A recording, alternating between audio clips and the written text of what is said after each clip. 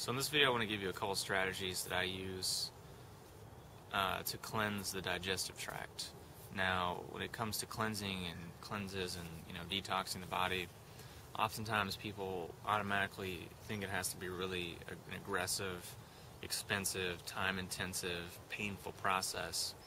But to me, I'm not really attracted to any of those things, so I don't really want to do them. So the strategies that I use are much more gentle, they're much cheaper, and they're much more sustainable long-term. They're not something that's aggressive, it's going to make you sick, make you have to lay around and not be able to work and feel like crap and hate everyone, hate the world, which sometimes cleanses can do because they stir up so much junk inside of you that you just feel worse.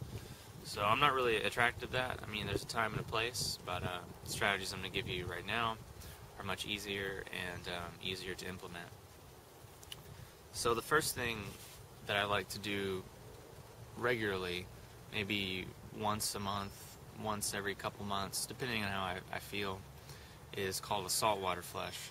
Obviously I didn't invent this, it's been around for a long time, but basically what you do is first thing in the morning on an empty stomach, you take a liter of water and do anywhere from 2 to 3 teaspoons of a good sea salt. Now you might need to do more or you might need to do less depending on your body and your mineralization, things like that. I usually do 2 teaspoons and that works fine. And I've noticed from when I first started doing it till now, a major difference in how it affects me. So when I first started doing it, I obviously had a lot more coming out, and the whole process took me a lot longer because I guess I just had more stuff in my colon. Whereas now when I do it, I pretty much just go a couple times and I'm done because I don't have as much backed up in my colon, which is because of the other strategies that I'll get to in a little bit. So one thing you might be thinking is, oh, well, that can't be good to drink all that salt. Basically, it's kind of like why they tell you not to drink, ocean waters, because it'll just flush you out. Same thing, your body, when you take in this water, it won't absorb it because it's so salty. So basically what that'll do is just push all the way from, your esophagus, all the way through, your stomach, your small intestine, your large intestine, all the way out your anus, and just push out everything and gently cleanse and soothe your whole digestive tract, because those salts are very soothing and remineralizing to your digestive tract. So that's something you can do, if you feel like you're getting backed up, you feel like you're getting sick, or you ate something that made you feel like crap, or you just want to cleanse, on a pretty regular basis just to keep yourself functioning optimally. So that's one thing I like to do. Is it better than colonics? I don't know. I've had colonics maybe 4 times in my life. Pretty good results, kind of made me sick. But that's a subject for another video.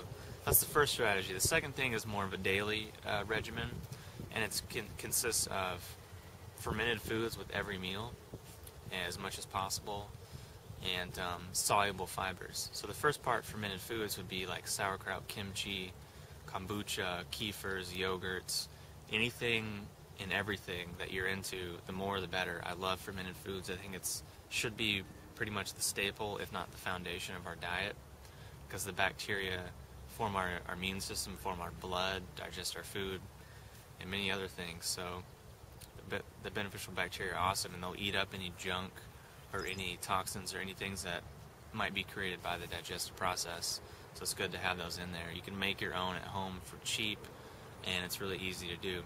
Second would be soluble fibers like chia, like Irish moss, like slippery elm bark.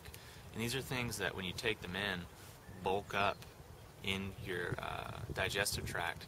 So they swell and they push out all of your food. They push out anything that might be stuck to the walls of your intestine, the walls of your colon or whatever, and they just massage and soothe and just push out things.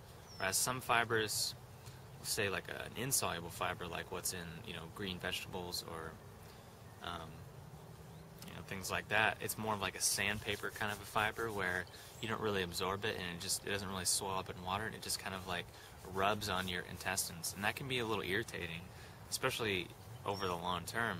So these soluble fibers are very soothing, very gentle to the intestines, and it's good to include in your diet every single day, just to keep your digestive tract, cleaned out and functioning optimally. So those are really the strategies that I like to use as far as food goes, to cleanse and for just overall daily maintenance and cleanliness. Because why wait until you get backed up or build up a lot of junk in your intestines to have to go to an aggressive cleanse? Why not do a little bit every day and have a good overall program to where you don't have to resort to extreme measures? Because there are a time and a situation and an appropriate place for those, but for most people that are already pretty healthy, it's not good, and it's especially really not ideal for long-term consistent usage. So the last thing that I like to do is just self-massage. So, and I'll show you more detail about these in later videos, just because I'm at the park. But so yeah, that's what I like to do for overall digestive cleanliness, detoxification, and maintenance. So if you have any questions or comments, post them below, and I'll talk to you soon.